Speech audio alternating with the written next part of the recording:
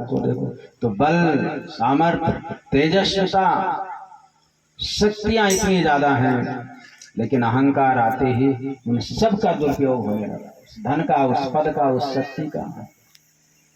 जहां दूसरों की रक्षा के लिए शक्ति का उपयोग करना चाहिए, वहां अब संत महात्मा सज्जनों का तिरस्कार करने में उसका दुरुपयोग कर रहा है। आयु ही अपार धन का, जहां पर दूसरों के लोग कल्याण के लिए खर्च करना चाहिए, वहां अब वो मठ, मंदिर, देवालयों, नदियों को तोड़वाने में, नष्ट भ्रष्ट करने में लगा है।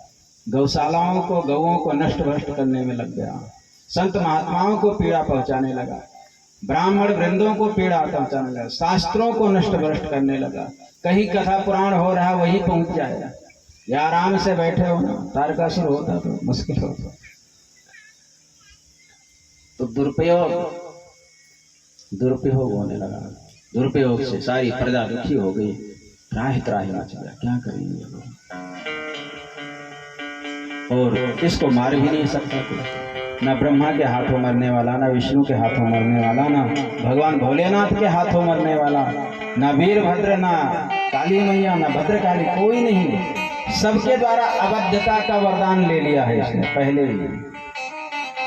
किसी के हाथों से न मरूं, यदि मेरी मृत्यु हो तो भगवान शिव के शुक्र द्वारा उत्पन्न अयोनिज कोई पुत्र हो, वही मेरी मृत्यु कर सके, मेरी मृत्यु का कारण उसी के द्वारा मारा जाए।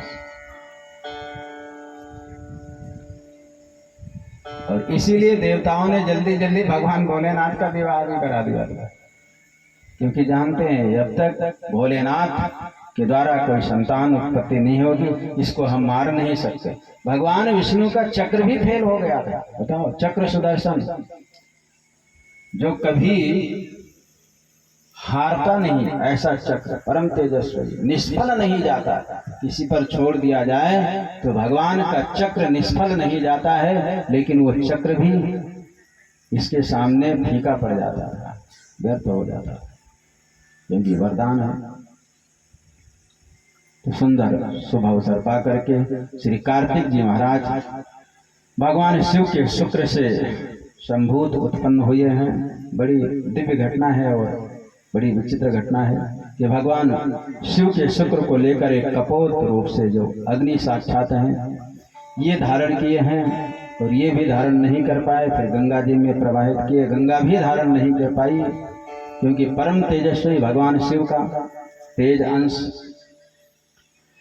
फिर सरकंडों पर जाकर किनारे गंगा जी के लग गए हैं, वहां प्राकट्य हुआ है श्री कार्तिक जी महाराज का। 6 कृतिकाओं ने, 6 देवियों ने इनका पालन पोषण किया है उस वन प्रांत में।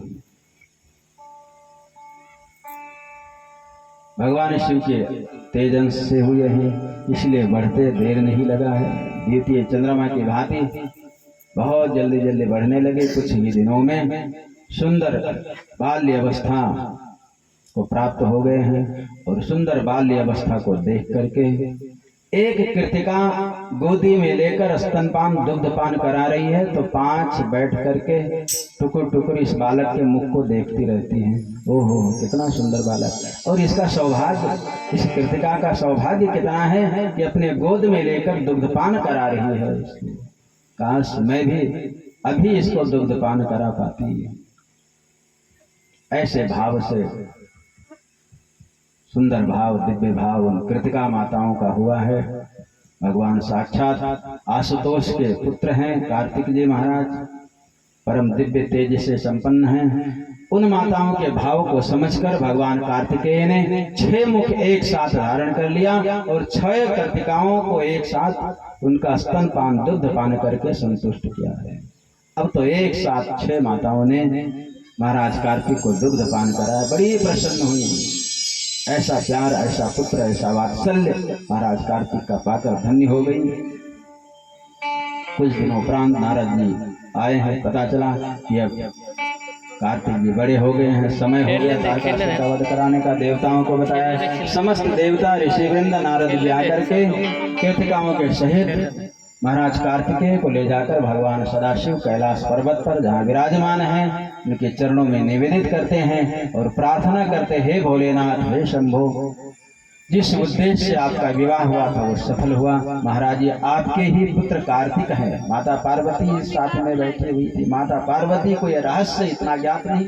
भगवान भोलेनाथ तो लीलाधारी हैं। भोलेनाथ ने कहा भाई मेरा पुत्र कैसे। अब नारद जी ने सारा रहस्य बतलाया कि प्रभु ये आपके ही तेजोवंश से उत्पन्न हुआ बालक है। भगवान बड़े प्रेम से हृदय से लगाया है, माथा चूमा है कार्तिकेय जी का। माता पार्वती को भोले बाबा कहने लगे पार्वती ये तेरा प्रथम पुत्र है। माता पार्वती ने भी बड़े प्रेम से माथा चूमा, हृदय से लगाया, बार बार चुम्बन करके और प्रसन्न हो रही हैं, प्यार कर रही हैं श्री कार्तिक महाराज को। गोद में बिठाया है बार बार भगवान भोलेनाथ और माता पार्वती ने इनको बार बार लाड़ प्यार किया है कार्तिक जी को। थोड़ी देर बाद देवता प्रार्थना करने लगे भोलेनाथ आशुतोष तारकासुर से आहत हैं हम सारे देवता। महाराज कोई उपाय नहीं, आतंक मचा रखा है।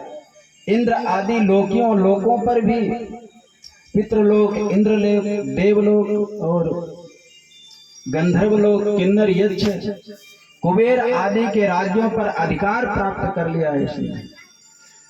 सारे देवता हम कंदराओं में छिपे यत्र तत्र भटक रहे हैं। महाराज बहुत पीड़ा पहुंचा रहा है। भगवान प्रार्थना है भोलेनाथ आशुतोष कि आप अब अपने पुत्र कार्तिक को इन देवताओं के सेनापतित्व करने की आज्ञा दें। उनके ही सेनापतित्व अधिकार है। तारकासुर मारा जाएगा महाराज, अन्यथा इसको मारना बड़ा मुश्किल है। भगवान शिव का आदेश, प्रार्थना देवताओं का सुनकर अवघड़दानी आशुतोष जो नित्य सदा निरंतर जगत कल्याण की सोचते रहते हैं, ऐसे भगवान आशुतोष ने आज्ञा दे दी है।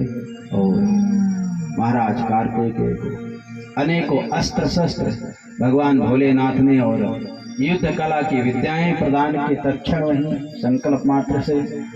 ऐसा नहीं सिखाया, ट्रेनिंग दिया। ऐसे तेज संपन्न हैं, साक्षात भोलेनाथ के पुत्र हैं। संकल्प मात्र से समस्त विद्याएं, युद्ध कलाएं और समस्त अस्त्र शस्त्र भंडार, सारे मंत्र विद्याएं कार्तिक जी में अपने आप आ गई हैं। माता सरस्वती ने परम विद्या प्रदान किया। महाराज कुबेर, समस्त देवता वहां जो उपस्थित थे, सब अपनी अपनी शक्तियों को महाराज कार्तिकेय जी को प्रदान किए हैं। और बहुत बहुत आशीर्वाद तरह तरह से समस्त देवताओं ने विजय श्री होने का आशीर्वाद दिया। अब महाराज कार्तिकेय जी को एक योद्धा की भांति, सेनापति की भांति सजाया गया है, सुंदर में बिठाया गया। समस्त देवगण अपनी सेनाओं को लेकर के महाराज कार्तिक जी को आगे करके और वहां से प्रस्थान किए हैं महिसागर तट पर। युद्ध क्षेत्र बनाया गया है महिसागर तट को, और ललकारा है, धुंध भी बजाई है देवताओं ने, शंखनाद किया देवताओं ने। देवताओं के शंखनाद को सुनकर के तारकासुर समझ गया कि देवता अब चढ़ाई करने वाले हैं, युद्ध करने आ रहे हैं। तारकासुर भी अपनी सेना को लेकर के महिसागर संगम तट पर आकर पहुंच गया है। इधर से कार्तिक महाराज और समस्त देवगण अपनी अपनी सेना टुकड़ियों को लेकर के महिसागर संगम तट पर पहुंचे हैं और संग्राम हुआ है। तारकासुर भी अपने विशाल रथ पर चढ़ करके और उसके अनेक सेनापति, सेनानायक, सेनाएं भिड़ गई है। इधर देव सेना, उधर असुर सेना, दोनों सेनाओं में भीषण संग्राम शुरू हो गया है। इधर वीरभद्र महाराज त्रिशूल लेकर के और तारकासुर के समक्ष जाकर भिड़ गए हैं। भद्रकाली मैया वीरभद्र महाराज का साथ दे रही हैं। काली माता खप्पर लेकर सवरांगण में असुरों का गिरा हुआ रक्त पान करते जा रही है। अनेक योगिनी पिशाचिनी उस असुर सेना के मध्य में घूम रही हैं, स्वच्छंद विचरण कर रही हैं और योद्धाओं से गिरे हुए रक्त का पान कर करके प्रसन्न हो रही हैं।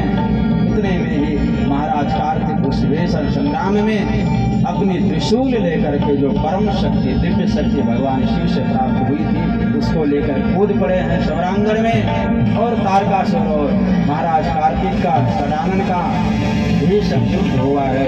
और महाराज स्कंद ने खेल खेल में ऐसे महान पराक्रमी तारकासुर का, जिसका कोई वध न कर सका था आज तक, खेल खेल में ही महाराज कार्तिकेय जी ने उस तारकासुर का वध कर दिया है, शक्ति चला दी है और तारकासुर एक ही बाद में धराशायी हो गया है, प्राण पखेरु हो गए। एक बार प्रेम से बोलो स्कंद भगवान की। समस्त देवता गण अब प्रसन्न हुए हैं, पुष्प वृष्टि करके महाराज स्कंद जी का स्वागत किया है, कार्तिक जी का स्वागत किया है। आज समस्त देवताओं ने प्रसन्नता की अनुभूति पाई कि अब बहुत बड़ा, बहुत भीषण संकट हमारे सर से हट गया, नहीं तो त्राहिमाम मच गया था सारी सृष्टि में। तारकासुर का वध करके समस्त देवताओं को, समस्त प्रजा, संसार में रहने वाले प्राणी अब संतुष्टि को प्राप्त हुए हैं, प्रसन्न हो गए हैं कि अच्छा हुआ मारा गया था, आज के आतंक से छुटकारा मिल गया। जो माथा टेकते थे, जय जयकार भी करते थे, वो भी खुश हो रहे हैं। जब रास्ते से निकलता था तो मानने वाले ना मानने वाले दोनों नमस्कार करते थे, और आज भी यही होता है। कोई अभिमानी व्यक्ति है, अहंकारी व्यक्ति है, रास्ते से जा रहा होता है तो जो आप उसके अपने हैं, मानने वाले, चाटुकारिता करने वाले, वो भी प्रणाम करते, और जो नहीं मानते, दुखी हैं उससे, वो उनको भी विचारों को प्रणाम करना पड़ता है, नहीं करें तो खैर नहीं। लेकिन जब वो फंसता है या चला जाता है, यही तो कहा है, जाने के बाद पता चलता है अच्छाई और बुराई। तो जो डर के मारे प्रणाम करते थे वो बड़े खुश होते, अच्छा हुआ बवाल टला। ऐसे ही जो भय के मारे उसको प्रणाम करते थे, जिधर निकलता था, सारे आज खुश हो गए, अच्छा हुआ। कार्तिकेय जी महाराज की बड़ी कृपा हुई, जो तारकासुर का वध कर दिया, ऐसे असुर से छुटकारा मिला उन सबको। अब तो सारे देवता प्रसन्न होकर के महाराज कार्तिक को आगे करके जय जयकार करते हुए कैलाश पर्वत पर भगवान भोलेनाथ के पास जाकर के पहुंचे हैं। जय जयकार किया है आशुतोष भगवान भोलेनाथ का, और समस्त देवताओं ने भगवान पर पुष्प वृष्टि की। प्रभु आपके इस पुत्र स्कंद, आपके पुत्र कार्तिकेय ने आज बहुत बड़े संकट से इस संसार को छुड़ाया है। ऐसे प्रतापी, महान, बलशाली, महान अत्याचारी राजा तारकासुर को आज मार करके हम सबको कष्टों से उबारा है। जय हो भोलेनाथ, जय हो। सूत जी कहते हैं महाराज भोले बाबा अपने पुत्र की ऐसी गदगद वाणी से देवताओं द्वारा स्तुत्य को प्राप्त हुए देख करके बड़े प्रसन्न हुए। माता पार्वती भी बड़ी प्रसन्न हुई, वाह मेरा बेटा आज इन देवताओं को बड़े दुख से छुड़ाया, ऐसे बड़े असुर का आज वध करके विजयश्री प्राप्त करके लौटा है। बार बार गोद में बिठा रही हैं, बार बार अभिनंदन कर रही हैं माता पार्वती, माथा चूम रहे। भोलेनाथ भी बड़े प्रसन्न होकर गोद में बिठाकर माथा चूमे हैं। तारकासुर का आज अंत हुआ है। समस्त देवता प्रसन्न होकर प्रणाम करके भगवान भोलेनाथ और कार्तिक जी को अपने अपने धाम को गए हैं। अब कार्तिक जी कैलाश में आनंद पूर्वक रहने लगे हैं। एक बार प्रेम से बोलो स्कंद भगवान की जय, उमापति महादेव की जय। आनंद पूर्वक प्रथम पुत्र कार्तिकेय जी माता पिता का दुलार लाड़ प्यार पाते हुए बड़े आनंद से कैलाश में निवास करे। नंदी भृंगी इनके साथी, और यत्र तत्र कैलाश में सुंदर सुंदर झरने और सुंदर मनोहारी दृश्य को घुमा घुमा कर नंदी भृंगी दर्शन कराते हैं कार्तिक भैया को। कुछ दिन और बीते हैं कि हमारे गजानन महाराज, विनायक महाराज का प्राकट्य होता है। एक छोटे से भजन, फिर महाराज गजानन के प्राकट्य की तरफ। तुम हो गणेश बेमिसाल बेमिसाल, तुम हो गणेश बेमिसाल बेमिसाल,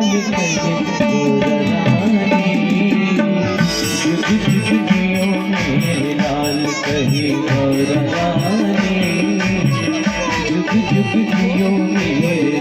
तुम हो गणेश बेमिसाल बेमिसाल, तुम हो गणेश बेमिसाल बेमिसाल, गौरानी वीडियो बनना है, जुग जुग वीडियो बनना है, थोड़ी देर बाद ले लेना।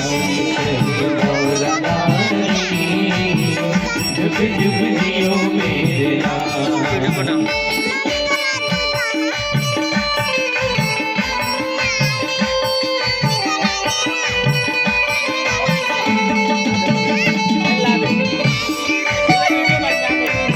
अरे बन जाने।